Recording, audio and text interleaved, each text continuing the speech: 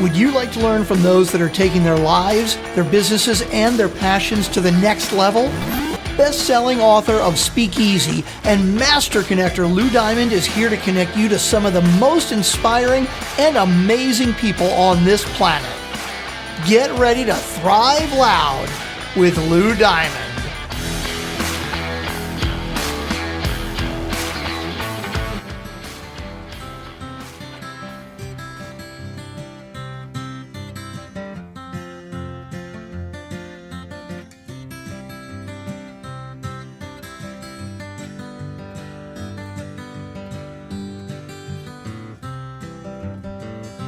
Welcome, everyone, to another spectacular episode of Thrive Loud with Lou Diamond, connecting you to the most inspiring and amazing people, humans, incredible individuals on this planet.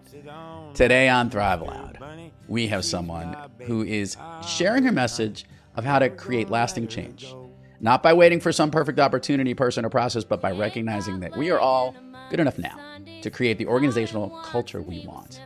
She's a speaker, author, super cool human, and ironically, in this particular podcast, she's my accountability partner. We'll talk about that. Her latest book, Almost Doing Good, came out just this month in October of 2024. Doing the best you can with what you have some of the time. Thrive Loud listeners, it is my honor and pleasure to bring back, because it was a long time ago she was on the show, but we have her back to talk about Almost Doing Good. Here on Thrive Loud, Jess Pettitt. Jess, welcome back. The crowd goes wild.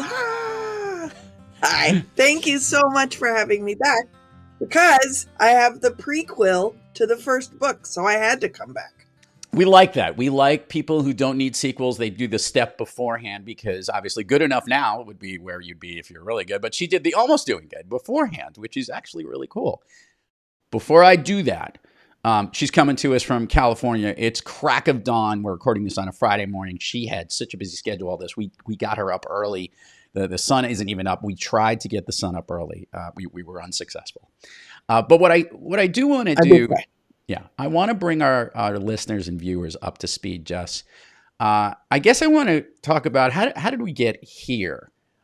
You do a tremendous amount of speaking. You're on stages all over the place. She's one funny human being. You're going to learn that on this conversation. I'm sure it'll come out.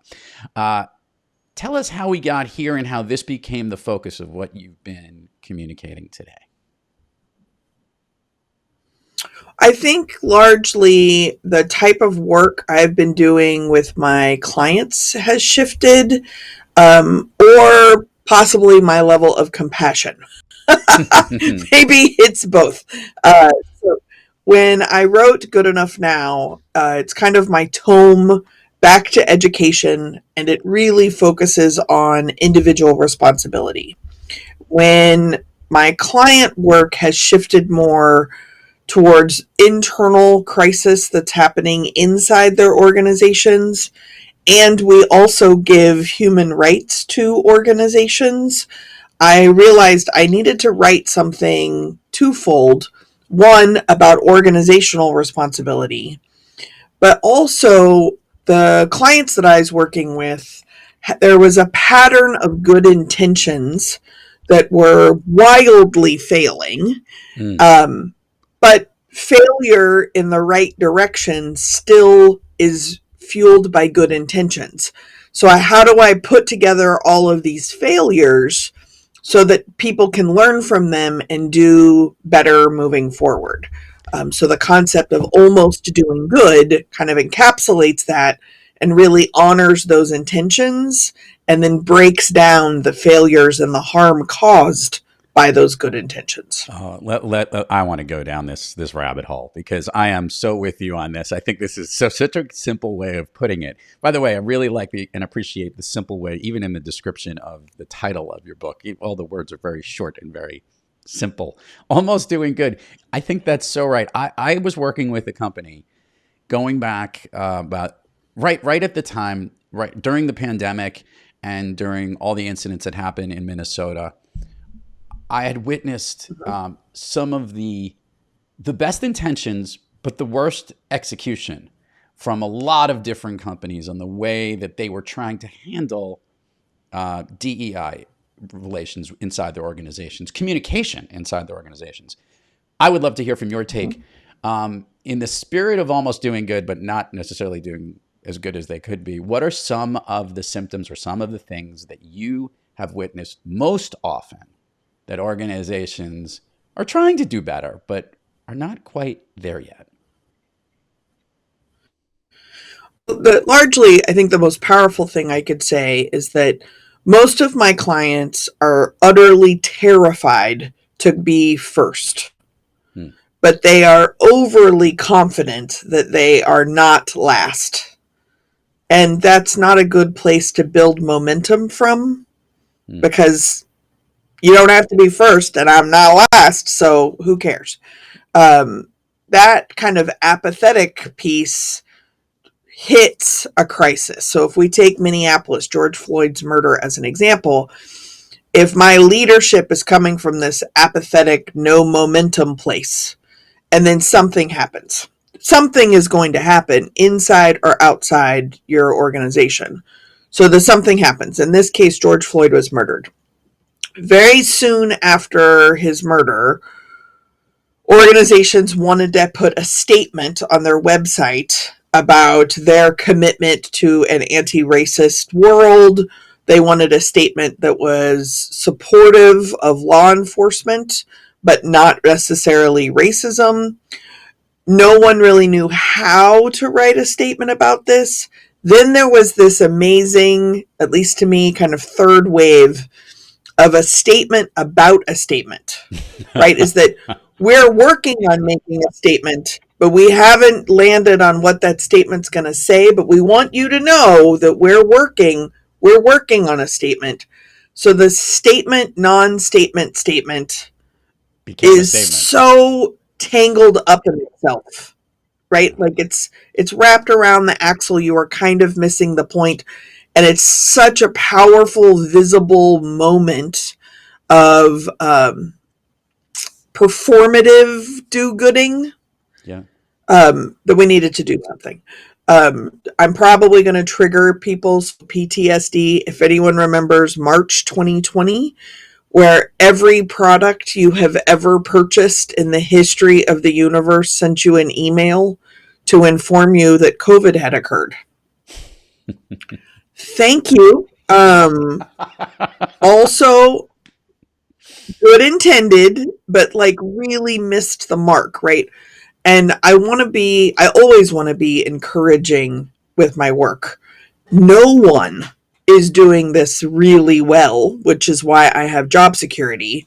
So then what can we do positively with these well-intended, harmful failures to move forward? And so that's how I created the do good disruption model, so that we can break down these failures and add to them so that they'll be more effective.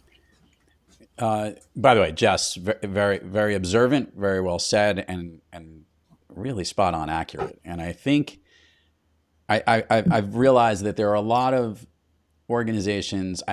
I go back to the Exxon Valdez crisis as one of the best examples. It is still studied today on a communication plan that was done when a tanker spilled in Alaska, in the Valdez, or the Valdez spilled in Alaska.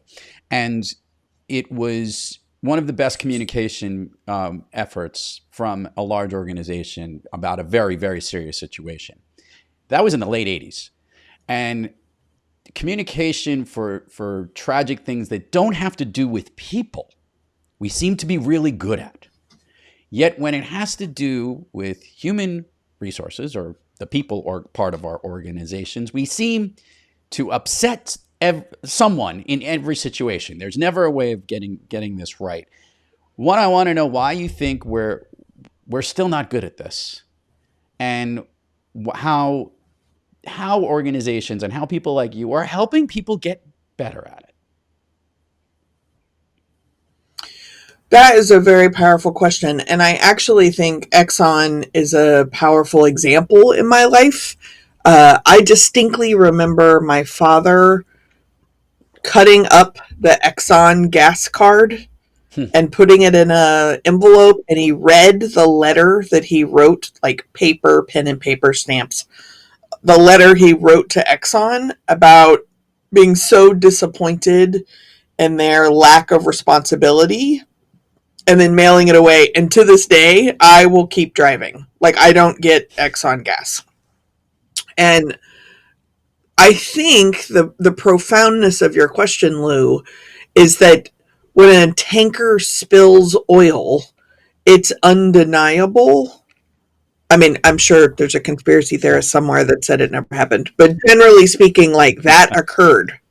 And so it's viscerally witnessable to folks, whereas racism or sexism or classism or ableism or xenophobia or transphobia, they're more challenging to recognize if you don't experience them. And so one of the pieces of the model is learning to recognize things you don't experience, which is basically listening and trusting to people and trying to figure out what is it in me that is making me distance myself from it. So one of the questions, there's hundreds of questions in the book, very few answers, but lots of questions. But one of the questions I ask in the book is, what if it did happen? What if it is occurring? And what would you do then, instead of the defensiveness of like, well, I've never experienced that? I think that's the lesson we have from Valdez, right? Is that you shouldn't have to have an epic crisis like that. That's pretty hard to deny, because those kind of level of crises are happening in everyday people's life every day. You just don't know about it. So how do you recognize that? How do you prepare for it to happen? How do you recognize it? And then how do you make an informed response? Doing all three at once is the premise of really disrupting what you currently know to do good. That's the do good model.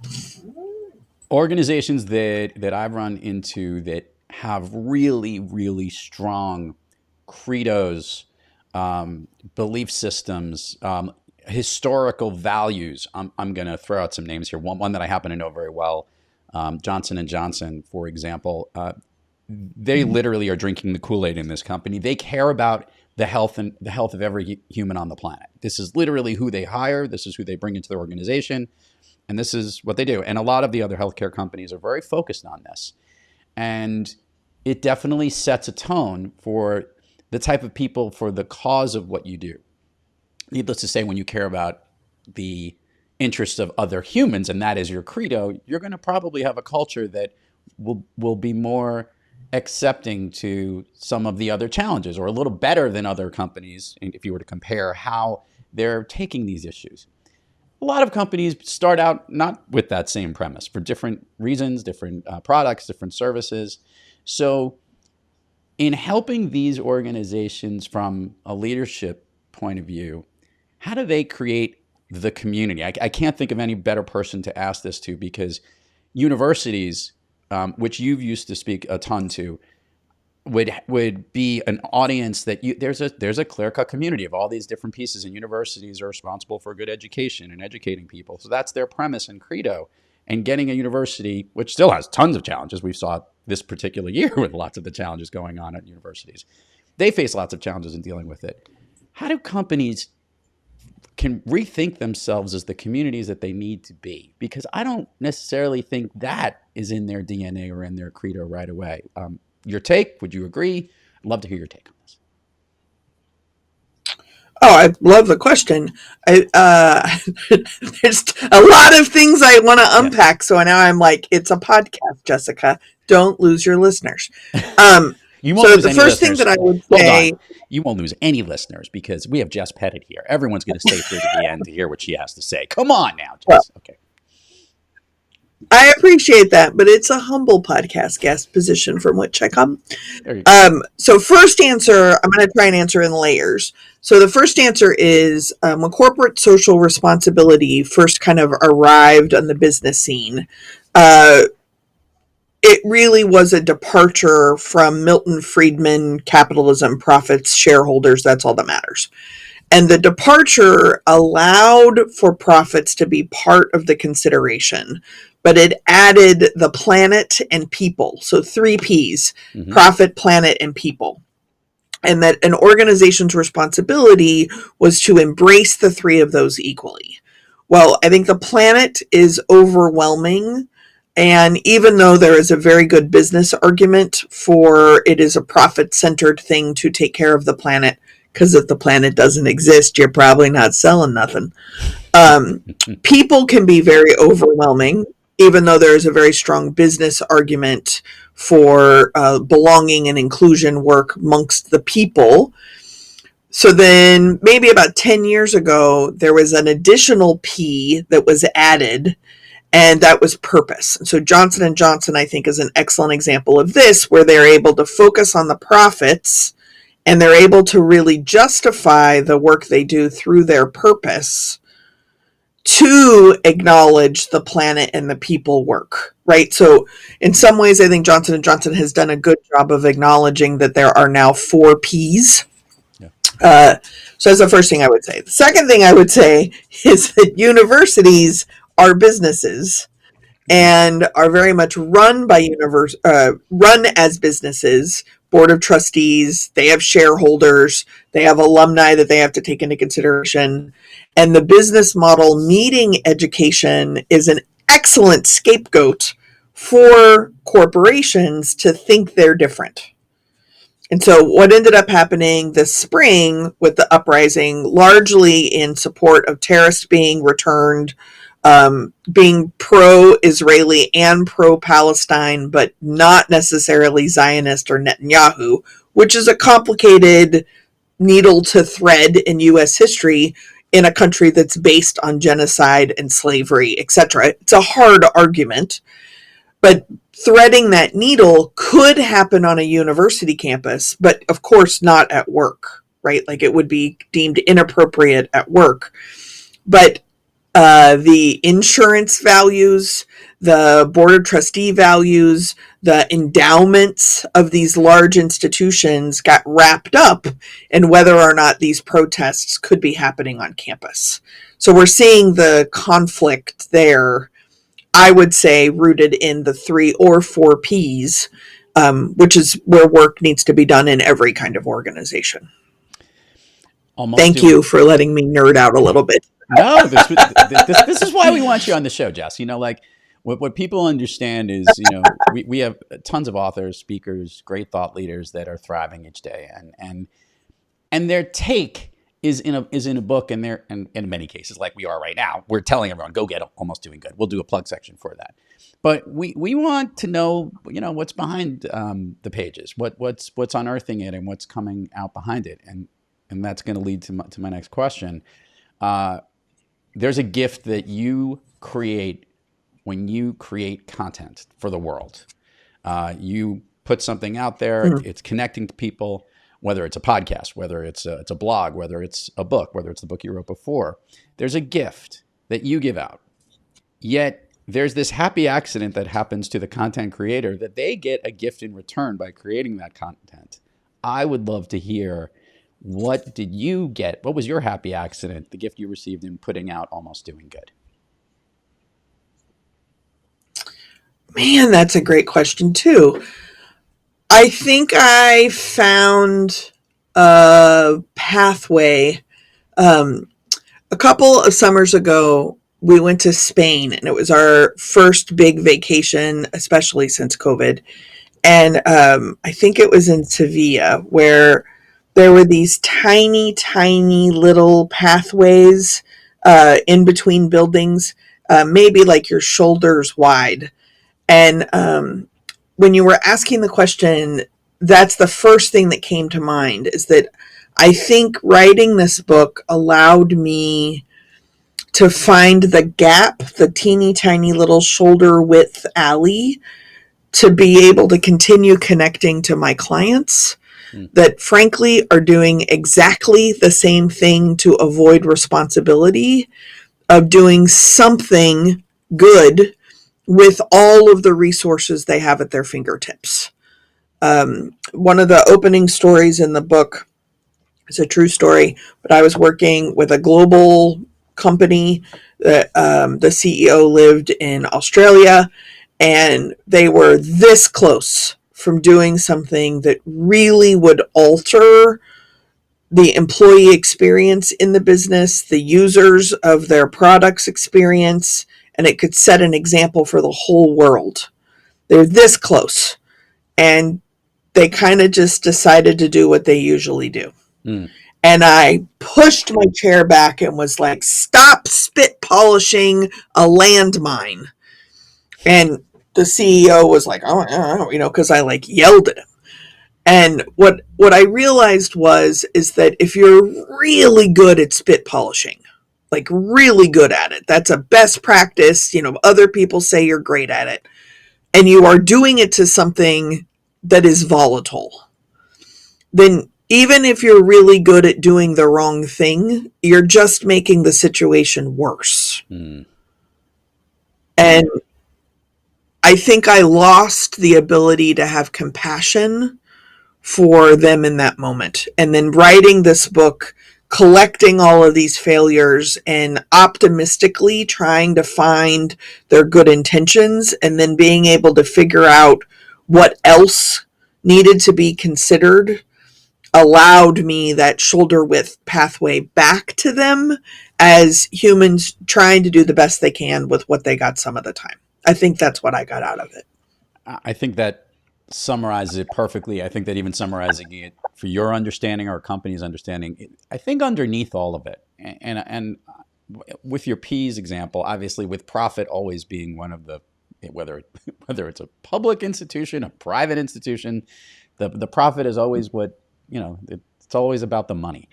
And to recognize, though, that at least underneath it, there is a good intention. There is a good understanding, even in yourself, in recognizing, saying, they're trying to do good. They're almost doing good. They're at it. And there's still work that needs to be done. I think that's true of all humans. I think that's in the work that we do, as whether we're a friend, a family member, a parent, being responsible. I think that there's the best intentions, and we have lots of distractions around us where, we tend to go towards the shiny object, whether it be gold or distraction, and we sometimes lose focus on what that would be. I think it's great that you found out what that was, is a great gift to you, and I have a feeling that those are going to get this book in their hands or listen to you tell the story. We'll get to this plug section very shortly. Will have a chance to really appreciate it themselves and understand that. So I think that's kind of cool. It's like a cool little appreciation circle for you as the author, and obviously for what you're trying to call out in the world here today. Very cool. I like that, Jess. Jess, let's do the admin part of the show, because I want to do Fun Street with you. Share with the listeners all the places people can get the book, learn more about you, find that. We will put it in the show notes, but it gets way more engagement when they hear it from you. Sure. You can go to almostdoinggood.com. That's the new book website. And then you can always find me at jesspettitt.com. Nobody can spell my name, so eventually all my websites will re-forward directly to there anyway. But that's the best place to find me. I also can be reached on the Instagram, LinkedIn. You can just shout out a window. I might be able to hear you. Or a United Lounge. That's also a really good guess. I'm going to do that the next time. I happen to be more of a Delta flyer than I am a United person, but if I ever get the invite to go into that lounge, I will definitely shout out Jess Pettitt and see what we can do. And that's PE. We have mini brownies. Go ahead. You have many. What was that? United as mini brownies. That's the best thing I can tell you about it. Lemon bars. Actually, I kind of like the soups in the Delta place. They have good soups for lunch. I don't know if you know that, but they do have good soups. I like soup. Who doesn't like soup? But anyway, I digress.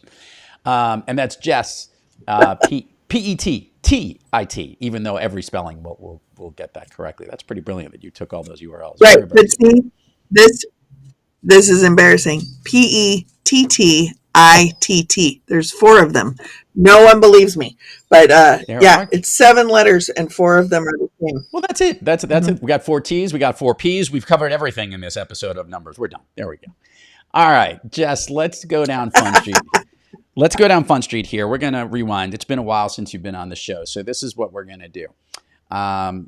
We are going to first start off by asking you, can you share with the listeners, is there like a show that of late that you've been streaming or watching that you've that's got its hooks in you, that you're like, oh, I can't wait for the next season or next episode, or something in the streamosphere that you've been watching?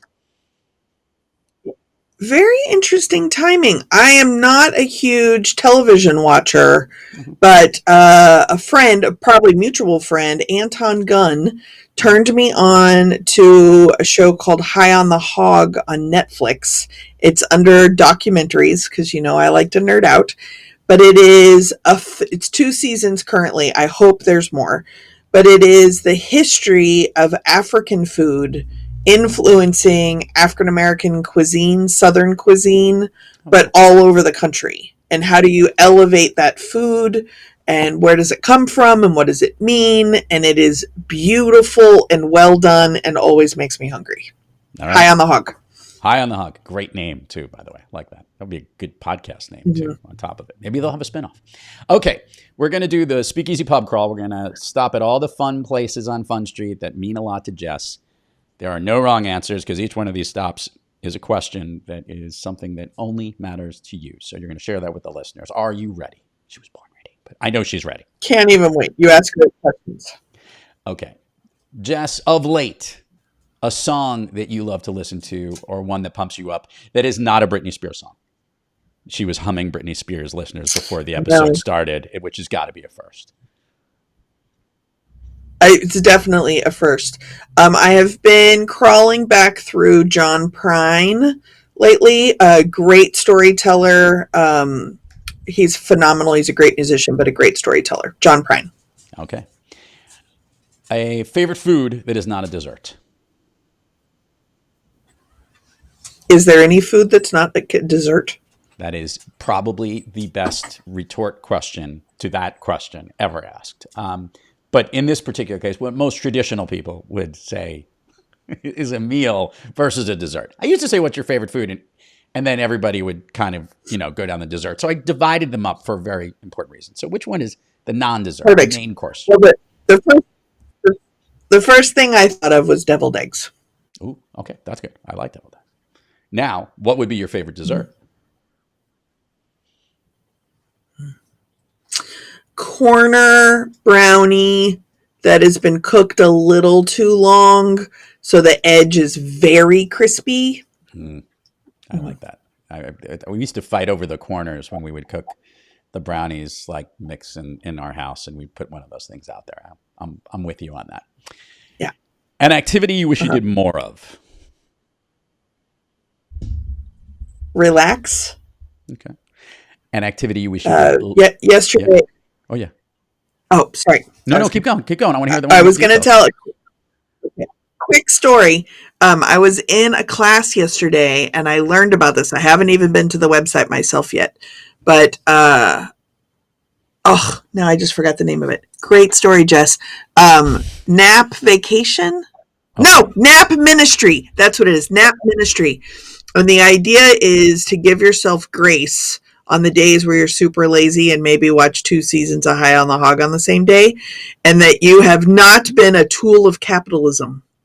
I like Congratulations. It. I like that. Yeah. Okay. Nap Ministries. Okay. That's second. That's what's the least thing? No. So an activity you wish you did more of is relax. What's an activity you wish you did less of? Check social media. Okay. A new activity, one you've recently tried that you like so much you want to tell everybody else to try.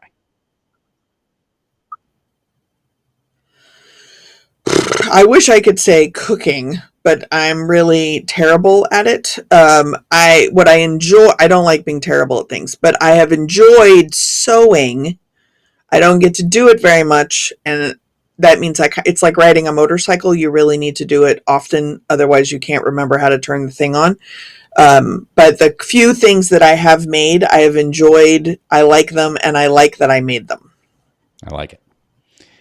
If I could snap my fingers and Jess Pettitt can be anywhere in the world, Where is she? US based, New York City. I am walking down 6th Avenue at a pace. 5th Avenue is better. Let's do 5th Avenue at a pace that hits every green light until I just drop into Central Park. I like it. If you could hit every green light, that would be impressive, by the way, on 6th Avenue. Even walking or riding, that would be almost miraculous, having done that before. But I do like that stream up. Yeah. I used to work on that block. I've worked on 52nd, and I've worked all the way down on 42nd. Interesting. I didn't realize how much time I spent on the nice. Avenue of the Americas. Yeah, that's funny. To me, because I worked in Washington Square Park, Union Square is about as north as I would regularly go. So I only know south of that, unless we start talking about stand-up bars. And then that was when I would venture north.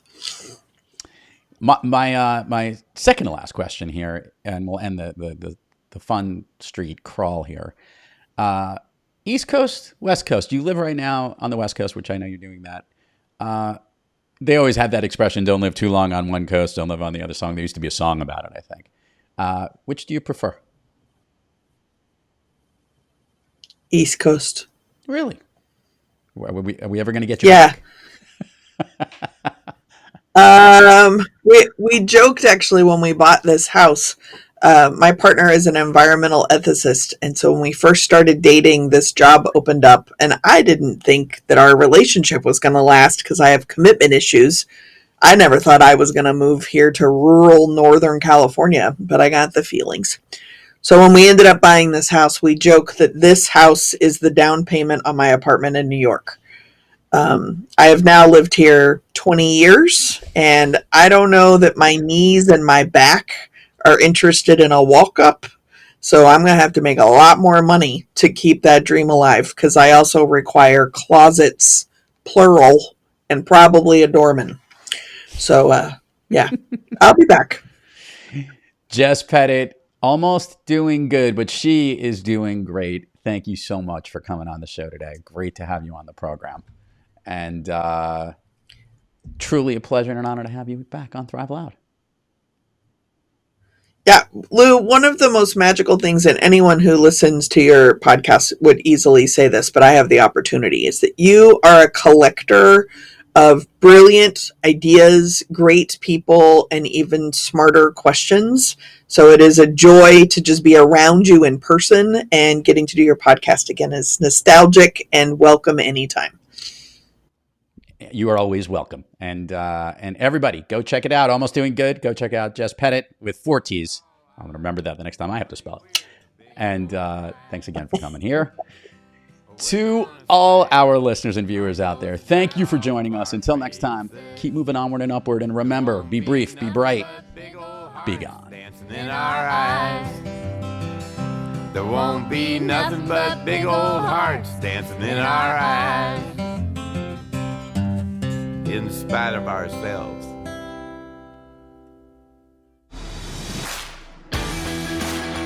You've been listening to Thrive Loud with your host, Lou Diamond. Check us out on the web at thriveloud.com and follow us on Instagram, LinkedIn, Twitter, and Facebook at Thrive Loud.